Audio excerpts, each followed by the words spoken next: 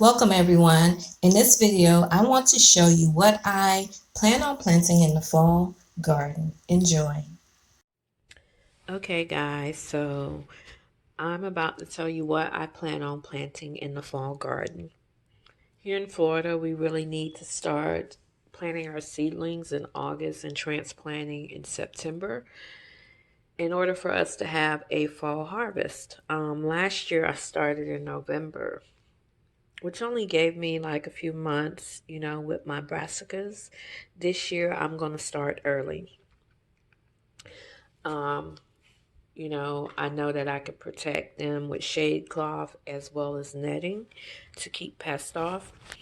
So here is what I am going to be planting in the fall garden. Of course, pumpkin. Who doesn't want pumpkins in the fall? Jalapeno peppers. These are early, so I will start planting these this month, and they take 72 to 75 days before they're ready for harvest. So more jalapeno peppers, the early ones. Sugar snap peas. These are the ones I harvested from my garden in the spring. I planted these during the winter time and I got a nice crop. I love sugar snap peas because they're so delicious off the vine. I do not cook them. They barely make it indoors. I just sit out there and eat them raw. They taste so delicious. Red Russian kale. This will be a first for me. So I'm going to give this a try as well. I'm going to try beets again. Last year I did not get any beets. I get like about 20 to 25 pounds of coffee grinds from work each week. And I added them to the bed that had the beets. And then later on, I learned that you can't give beets a lot of nitrogen because they will never develop this part right here. So they never developed that. They grew leaves, but this never grew out.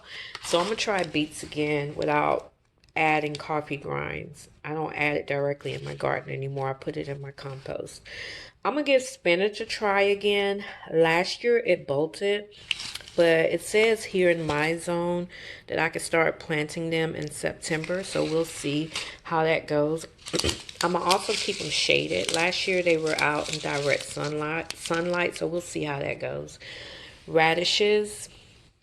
I tried this last year. Once again, these didn't turn out either. So I'm gonna give radishes a try. Swiss chard, love Swiss chard. So I'm gonna give this Swiss chard a try. I'm gonna plant some more of the bell peppers, Cali Wonder. And this right here, hot pepper poinsettia. I just love the way these peppers look. That's why I really got this. But in my zone, I could start planting them in July and August. So I'm going to plant that. And then Georgia collards. Love these. These are what I planted last year in the garden. Carrots. I am going to plant these carrots here. Give carrots a try. I think these are the smaller ones. So I had tiny ones, but they were delicious. And I ate those raw from the garden too. They did not really make it into my home. Herbs. Chives. I'm going to add chives. I just really want the chives for the flowers. Chinese cabbage. Oh my God. This is so delicious, guys. I cooked this, sauteed it, olive oil, onions, peppers, and herbs. It was absolutely delicious. Kale, and I love this kale. I really didn't have any problems with pests, and I was pinching off the leaves each and every day, adding it to my smoothies. So I'm going to plant more of these. I didn't plant a lot last year. I am going to do sage, trying to keep herbs in the garden. So I have about 150 sage. I love to make my own smudge sticks. So sage. This creeping thyme. I want to kind of use the herbs interplanting in the garden. But I want to use the creeping thyme as a ground cover. of course, dill. You know I need my dill for my butterflies, along with this common milkweed. And I have another variety of milkweed, which I have it in another thing, but it's showing. I'm going to add purple basil. I have lemon mint.